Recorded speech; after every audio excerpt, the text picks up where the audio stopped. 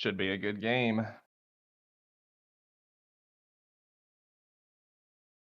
Do we have any viewers yet? Everyone thinks it starts at 7.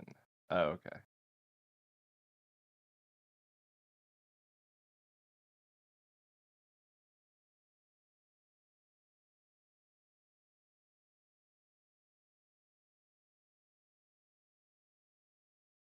Yeah, I mean, I don't know. I just opened up the stream. Seems fine.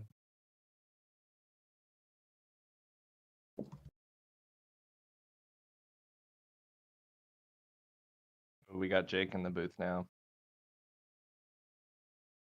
No. We're not on the air, right? No, we are. Okay. Now we have our chain expert, taught Michael everything he knows. Oh my god. Wow, what an exaggeration. Can you guys send me the info for the game?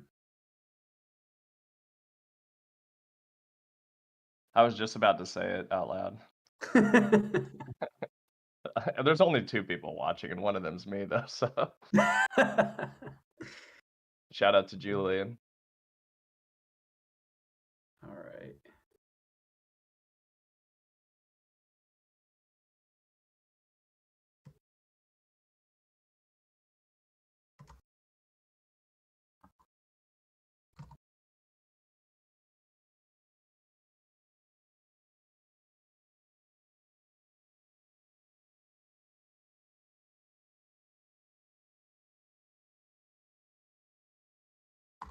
Oh, probably couldn't hear me. I had my mic muted. Yep, that'll do it. How about now, Julian? All right, well, game's starting, so we got a Starvo activation right away.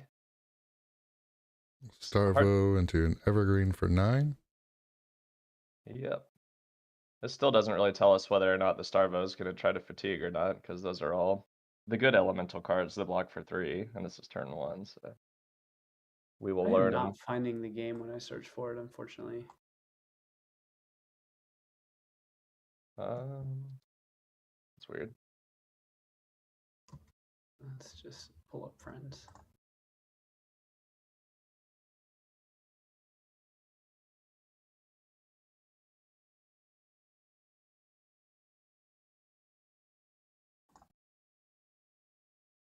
All right, so I don't know. It's hard to tell what Starvo's doing off just one go. True. Well, yeah, we'll find out pretty soon. Once Jake starts attacking, if we see the Starvo doing a lot of blocking, we'll know he's not Jake. Michael will know that the Starvo's trying to fatigue him.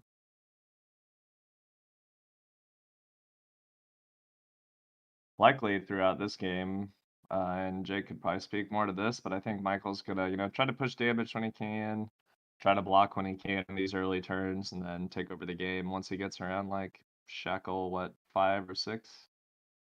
Yeah, for sure. Sometimes even sooner. But yeah. How many cards did Michael start with? Looks like 60, 66? 68, I think. I think I count 6. Yeah, I think 66. Oh, 66, okay. Here we see one of Michael's spicy inclusions that you don't see too commonly in Chain, the Void Wraith. Just another big attack that he can pressure Starvo with. Yeah, 5 is such a great number whenever you get to play it from your banish zone, even if it costs 2. Yep, and we do see the sync below from Tim, so my guess would be that he's going to try to fatigue Michael. Because that's definitely not a card you see super often in the casino Starvo decks that are trying to activate the ability every turn. It looks like he's running 64 cards, so it's interesting.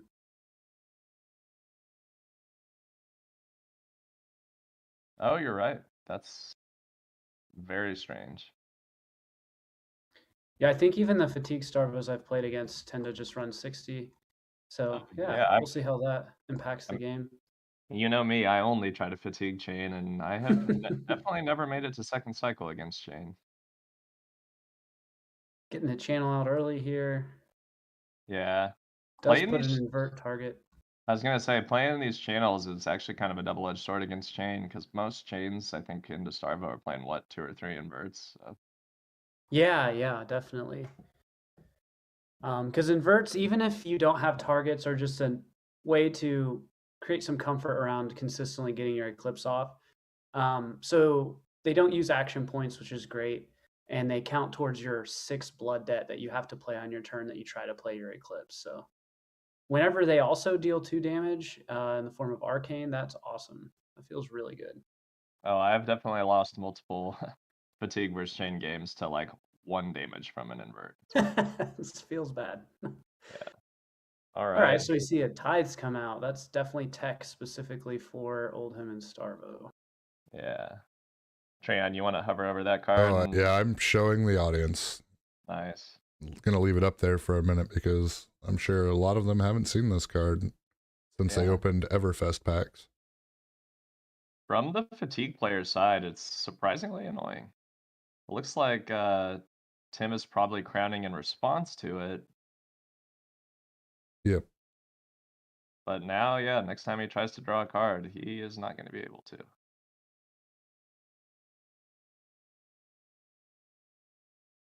And that's such a great play on a turn where you're threatened with a channel Lake Frigid because, you know, you're getting this card down that's going to potentially affect the game for a long time. And if that's really all you do on a turn like this, if, you know, everything just costs a little bit too much, that's totally fine. But I suspect we'll see the Unhallowed Rites come out, even if there's no target in the graveyard for it yet.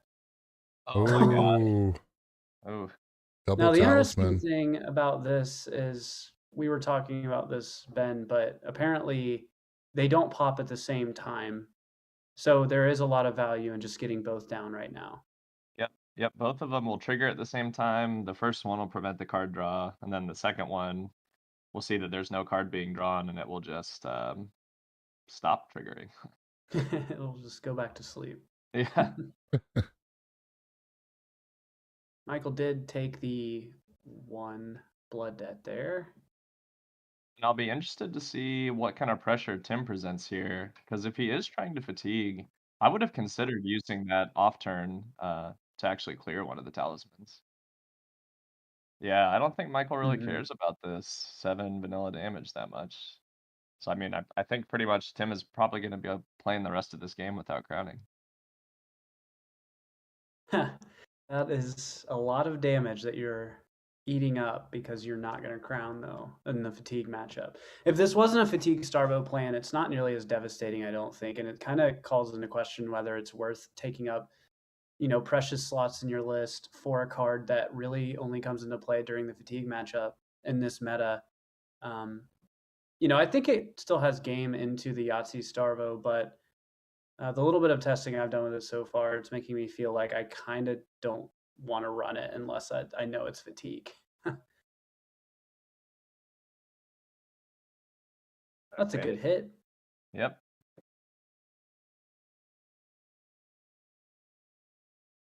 So yeah, I think Michael's probably not in any huge rush to,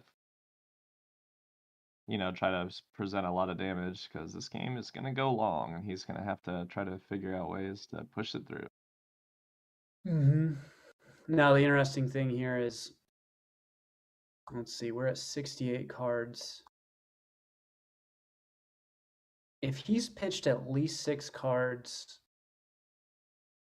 that means that Eclipse should get banished in the Shackle 9 banishes, which is really late game. If he's pitched less than 6 cards, and he does some Art of War card draw, that could get bumped up into the Shackle 8 banishes, but it's hard to say.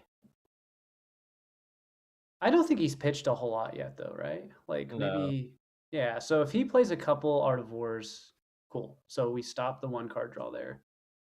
Oh, he is clearing it.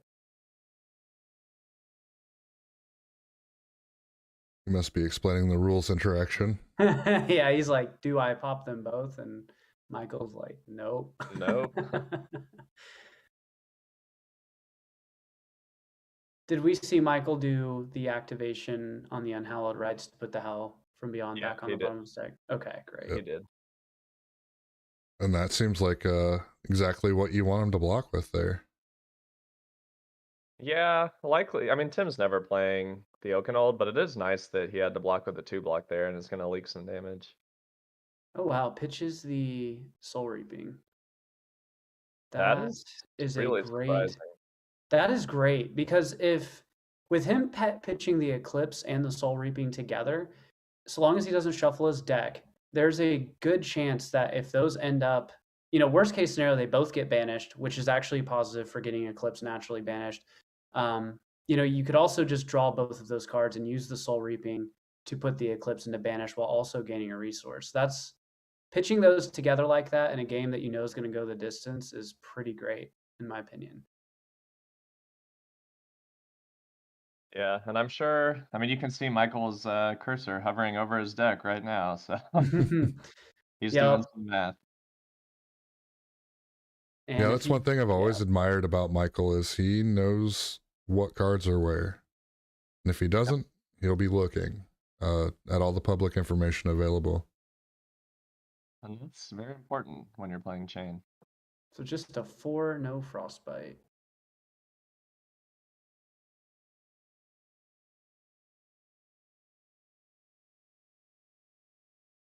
Yeah, that's very interesting from Tim. He took some damage on that turn so that he could swing the hammer and have an arsenal. But on the fatigue side, I don't know that it's worth it to take the 2 damage. Michael's got to be pretty happy to see the fatigue player at 31 on Shackle 3. Mm-hmm. And there Ooh. we see a Jake banish. Yep. No, there were no Art of Wars in there, were there? There was No, one. there was. Oh, I thought it was a yellow belittle. I'm sorry. Okay, yeah, that's a Jake. God, I don't want to be known for that. That's not a good thing. Okay, see this little spicy tech here, a yellow unmovable. Not going to get as much value as the into the fatigue Starvo, but pretty good into the regular Starvo though. mm-hmm. He's Okay, so sorry, go ahead. Oh no, you're good.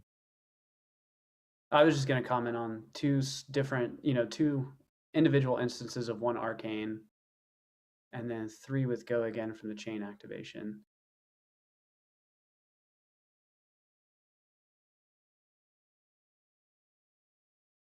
You're going to crown again. Just to prevent one of them, and then he'll probably null rune the other. Oh. Not supposed to do that. Did he start to draw? He did draw, and then he immediately put it back. Oh. Well, we cleared the talismans, so my prediction was wrong. Well, part of me wonders if he was just not respecting the talisman because he forgot it was there. Because he did draw a card immediately. Maybe. Did we... Oh, he null runed the other arcane? Mm-hmm. Yep. And he has not played a non-attack action this turn, correct? So just Rosetta for 2? Yeah. Oh, it looks like he null runed both and then used the crown for that last one. Oh, yes, he could do that because it was 2 individual instances. That's right. Sure. Yeah, so just took 1. Get an icy hammer. Yeah, I think Chain has to feel good here.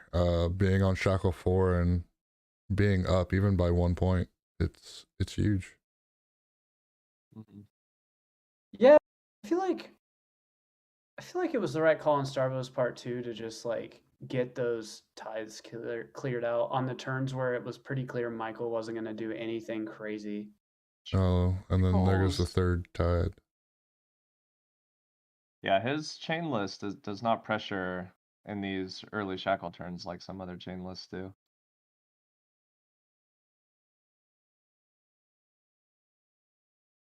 That he's banished his belittles too. Like those are so good early. Like when you draw those early, when you're there's not as high of a chance that you're going to be banishing them because you're not banishing 4, 5, 6 cards yet. Yeah. You can put in so much work and just come over the top, and you really have to do that in the fatigue matchup as Chain. It's pretty easy to just play an Eclipse, but to play an Eclipse in a way that doesn't just allow your opponent to immediately kill it and in doing so ruin your chance of winning the game, like is really contingent upon you dealing that damage early and getting them down to, in my opinion, like less than 20 is like where I kind of need my opponent if I am ready to do the Eclipse turn, just to threaten 25 damage or something, and then hopefully make them not be able to have any cards in hand to pop it. Ooh, this is strong. This is going to be a big Riftbind here. Looking at an 11 attack Riftbind so far. So 11 go again. Not bad.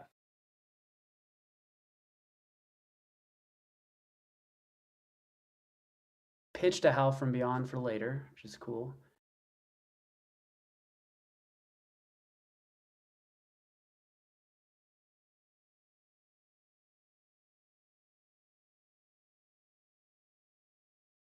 There we can see again, Michael's checking the discard pile of Tim just to see what he's burned through so far.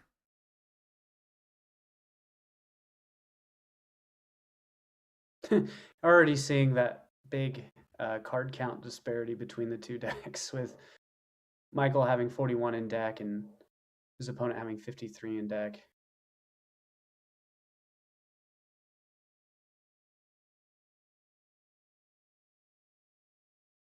Tim thinking about what to block with. Guessing he's got some 2 blocks in hand. Yep. Gonna eat up a resource there. Block 3 gets the 1 damage prevention. Still threatening 7 damage here. Ooh, that is what you want to see. At Yep. Shackle 5, your opponent dropping to 23. Oh my goodness. And at least 22 off the Arcane. Okay, yep. This is good. This is the range we want. Yep. Yeah, I think we're, seeing a bit of an example as to why people think Control Starvo is dead, because yeah. Control Starvo kind of needs to fatigue Chain, and this game's not up to a great start. Yeah, but I feel like I feel like all the diehard Control players are probably looking at Oldhim over Starvo, right? What would you say, Ben? That seems to be, I don't know. I don't think that many people are gonna play either one, but there's definitely more. I mean, I definitely know some people are planning on playing Oldhim, so I haven't really heard too many people planning on Control Starvo. Mm-hmm. Okay, we get a 4 block here. Blocking with a blue, which makes me wonder how many blues Michael's got in hand. He can just afford to throw a blue Minnowism, no less, which is a card you can tutor for if you need resources. And I will say, I think that Tim had to take at least 5 extra damage to play that channel, and I just don't know that it's gonna be worth it. Yeah. Yeah, especially when Michael only banishes 2 cards. Yeah. This could be a totally fine time to just swing with a couple things from hand or set up a little bit. Just take your blood debt damage, and at Shackle 6, hopefully banish another 3 or 4 cards and hope that Channel's no longer around.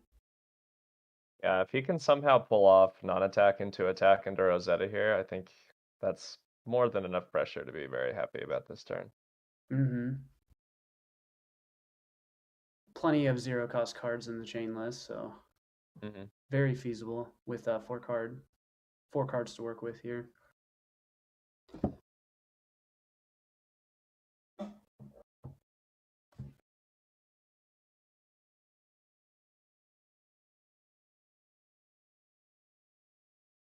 Alright, we'll see a chain activation into a Void Maw. Coming in for 5.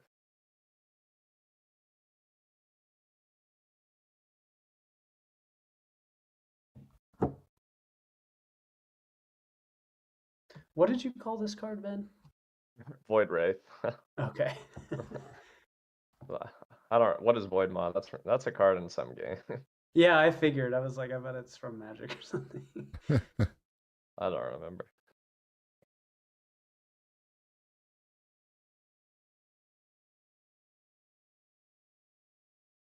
Gets the 5 block in with a new card in hand.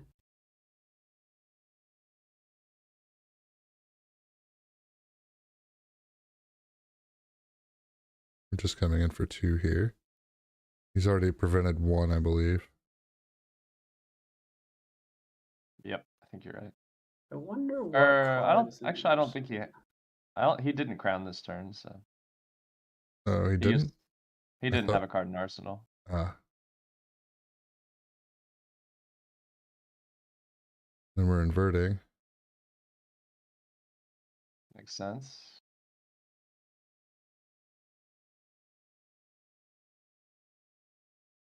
Wonder what Tim's reaction to seeing some of the cards that Michael's chosen to play in Chain. The Void No, Wraith is definitely an interesting card. I haven't seen it in a long time. Yeah, I know. When I've been on the Guardian side, seeing some of these cards, I've had to read them. So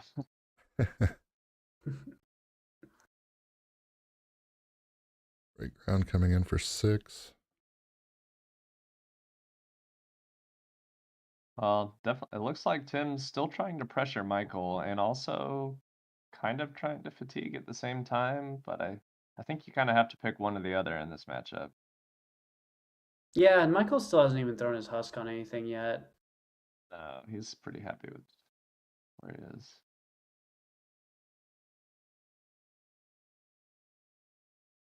Or Seems what? like, oh, Tim's ping is a million, so I'm guessing he's lagging a little bit right now.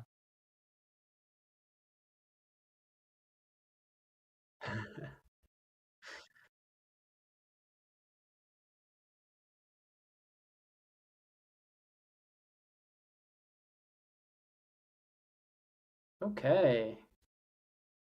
4 Tim's, out of 6. that is pretty good. I think this is going to be a nice turn. Mm-hmm. Any turn that you essentially have 10 cards to play with seems pretty good. Or 9 cards. Yeah, assuming Michael has some blues in his hand and some non-attacks, which is pretty likely.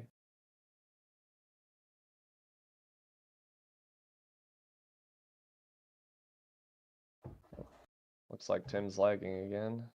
Yeah, that ping is no joke. Yeah, it's very high.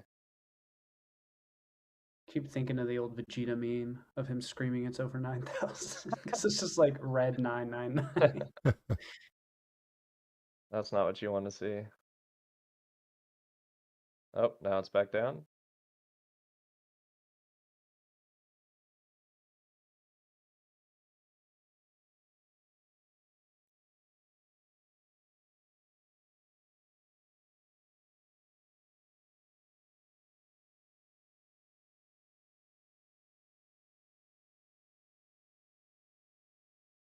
Not sure what they're doing. I'm guessing TTS is probably glitching now because of the high ping.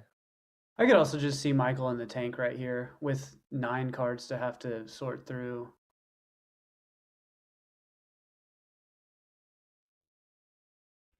And at this point, you're not only thinking about like what you can do on your turn, you're thinking about what resources you hold over for later. We should be seeing the eclipse. We won't see the eclipse come out until I want to say Shackle 8 or 9 for sure. Oh. All right, Starting off with a Minnowism.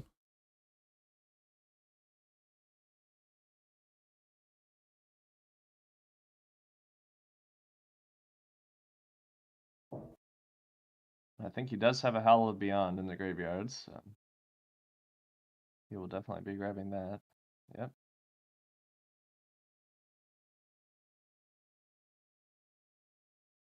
Oh, there we go.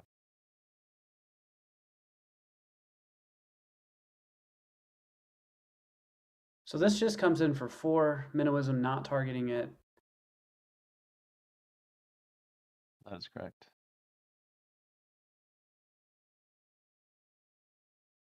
I could see the Shadow Verser coming in for 5. That would be nice with the Inherent Go again. Still be a little early, I think, to just sit with like a Shadow Verser for your big Eclipse turn. It's probably better to just clear out your blood debt here. Wouldn't even be surprised if we see creepers used sometime soon Yeah, yeah. on some of these high damage potential turns.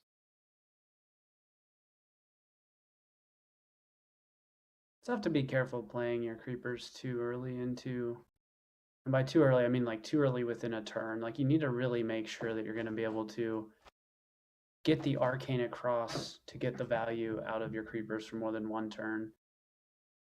So as soon as that one, damage prevention from crown gets eaten up, all of a sudden it's like, okay, creepers are a lot more viable here. Absolutely. So it looks like you were right, Jake. We got Shadow for 5 coming in. And then did he put a red bounding? Yeah, it was a red bounding that was banished. Great value. That adds another damage onto what that card can do by just putting it up in your banish instead of playing it from hand. So it's always nice. See a turn timber here.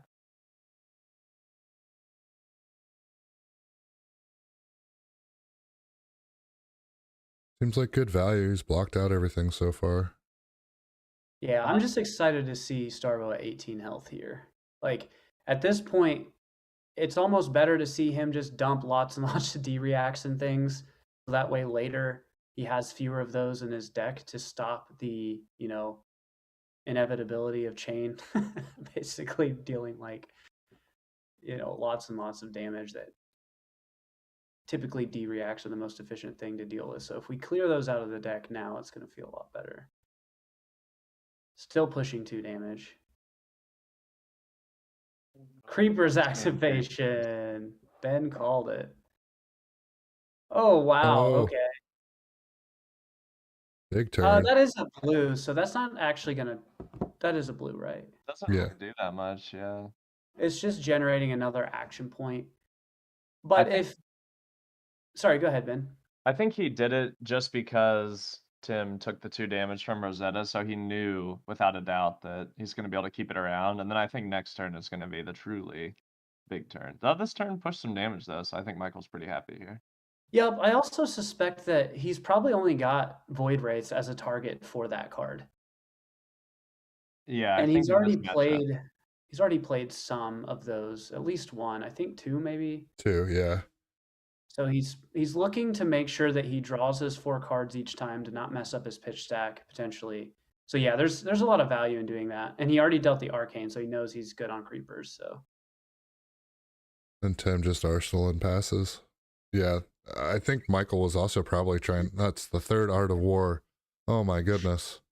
Oh, let's go. I think trying to threaten Tim into blocking with that last card too is very, very strong. for So sure. I think we've seen Michael sitting on this Arsenal card for a while. So I'm really curious what that card ends up being. Hopefully it's not something that just hasn't had a good opportunity to present itself. Hopefully it's something he's saving for a rainy day. Yep. Ideally, it'd be a shadow puppetry. If only he played Shadow Puppetry. I wasn't going to say it, but yeah. Ideally.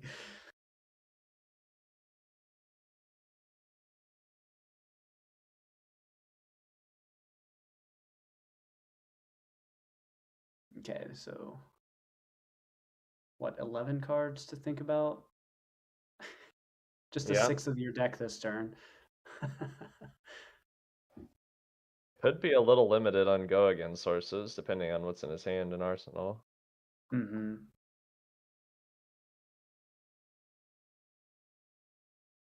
So we're starting off with Shackle, Ghostly Visit.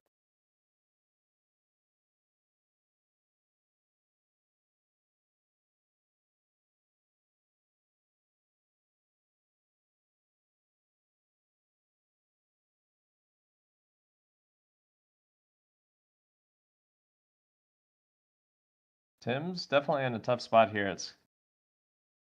He's gonna have to keep blocking with most of the cards in his hand, and then on the turn when Michael finally, gets around to Eclipse, it's gonna be hard for him to keep enough cards to actually pop the Ursa or to kill the Ursa. Mm-hmm. You really want to be at 20 plus life going into that Eclipse turn.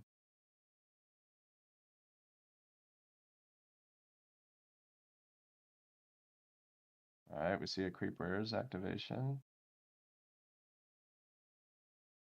Another red minnow. Very nice.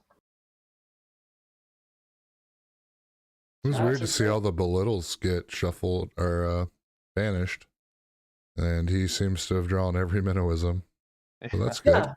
That's not the worst thing in the fatigue matchup, honestly. Oh, for sure. And especially with the pitch stacking, he doesn't want to go search for minnowism and shuffle. You're trying to make sure you... Okay, wow. This is great. Absolutely.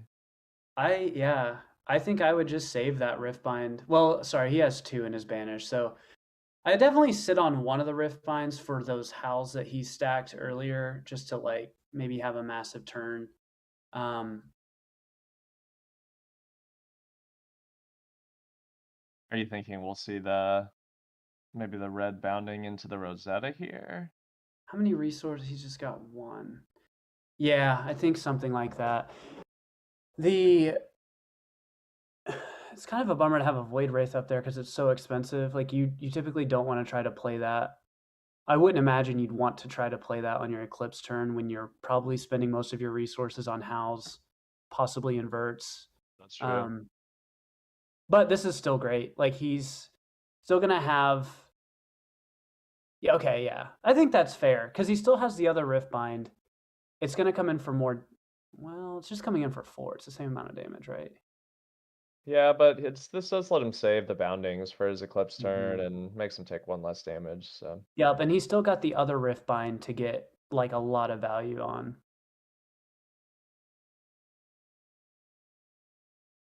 And he'll go to 15. Still has the husk to stop a Icy Hammer swing if that's what Starblade even decides to do.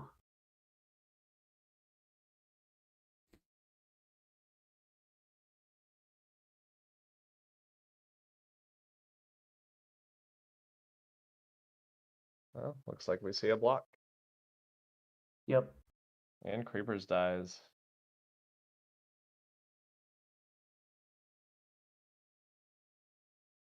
I think if you notice, Tim was saving his Arsenal card pretty much throughout that entire turn to make sure that Michael couldn't deal 2 damage with the Rosetta. Mm-hmm. I guess he was never going to be able to deal 2 anyway, just because of the null rune, but... Yeah. Yep, and the go again's less of an issue because we're going to be seeing... Well, we are going to see the Eclipse. Yeah. Yeah, there we go. So Shackle 8. That's perfect. Yeah, and not having boots isn't as big of a deal here, as long as he's got the blues in hand, because he can still, without using any action points, essentially, get halfway to eclipsing. So long as he has 1 card non-attack in hand that can give one of his attacks go again, that along with his chain ability, he can play 3 cards without using action points, and then 3 cards with action points, and be able to eclipse here. And I think you're totally safe eclipsing when your opponent's at 9 health. Like the likelihood, and 4 cards in hand, the likelihood that he'll be able to even pop eclipse is so low. Double Not to howl. mention- So good. Yeah, not to mention that that invert that's sitting out there's at least a guaranteed 1 damage. Exactly. Yep, and here we have the non-attack. So he can very easily eclipse his turn with all the 0 costs he has. He can play a bounding, shackle, bounding, bounding. That puts him at 5, and then just play an invert for no action points because it's an instant. Play eclipse because it's an instant. Even if he doesn't swing with Ursa this turn, he's still in a really good place. So I really like his sequencing here.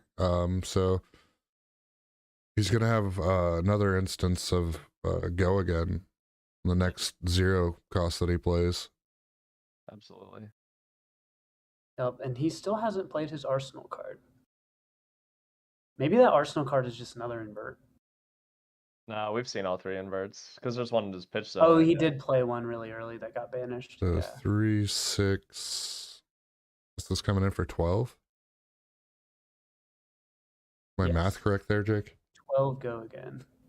Yep, and it looks like he's blocking for 10.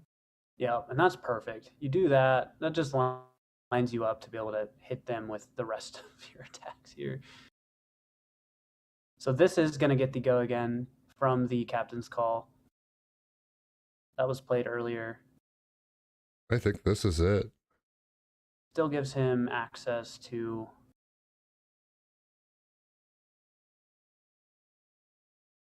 Oh, man, how great would it be if he had another captain's call in hand? He'd be able to swing Ursa this turn as well. Seeping, a little too expensive, but yep. This is great. Yep. We'll see Void into invert into Eclipse. It's exactly lethal. Well, I don't know. He did play 2 channels, didn't he? Uh-huh. Oh, yeah. Yep.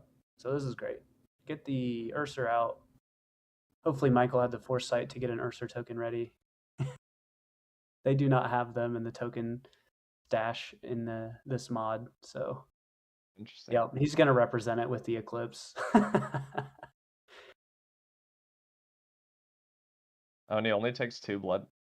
Is Carrion Husk 13 or less, or what's? Yeah, 13 or less. So he will lose it at the start of his turn. At the start of his next turn.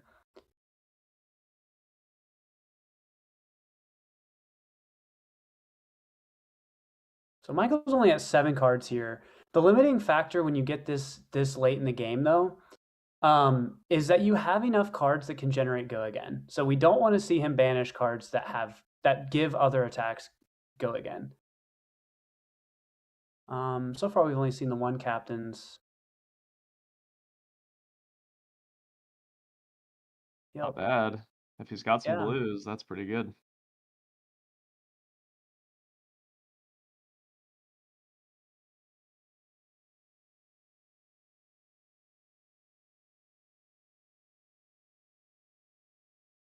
Looks like he has the blues. That he does. Yep, and man, he's playing 2 blue Seeping Shadows. This is why this card is good, and this is why I need to go back to running it, because after you've played Eclipse, my friend was telling me about this, because I was like, why do you want to run this card? I hate this card. It costs 3 and it does very little. But it's literally just this situation at the very end of the game after you've played Ursa is what my friend was telling me. And you see it here. This is one of the only ways to ensure you've got the cards that are going to give your attacks go again after you've played your Ursa.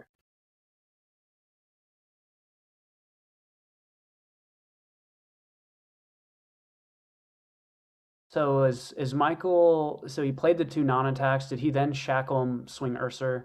Yeah, he created a rune chant as well. So he's going to have at least 3 arcane damage probably. Actually, no, we got an invert, so we're going to look at 5 arcane damage coming in. Yeah, hopefully that's just another blue in his hand. That would be ideal. We did see his most recently pitched card was a yellow. Okay, so blocks out the Ursa. I think I would be tempted to go ahead and invert here, force him to commit to a null rune. I think you're fine to wait, because... He's got 1 resource floating, so... Yeah. And he's just going to keep stripping cards with these physical attacks. This one, for instance, is coming in for 7 with Go again from the Seeping Shadows. So 1 and 7. So 8 damage threatened here. Going to eat up the 1. Rune Chant, I imagine, with his floating.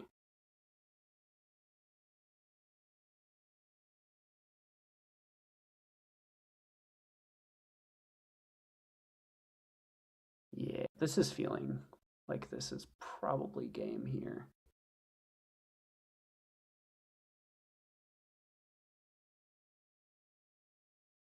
Yep, looks like I he's think they're scooping. throwing it. Yep. Yep. What an game. interesting game. Yeah. Yeah, that was a good game. Yeah, I mean, I just have to imagine that, like I said, I think if you want to try to fatigue Chain, you need to start fatiguing them from the first turn.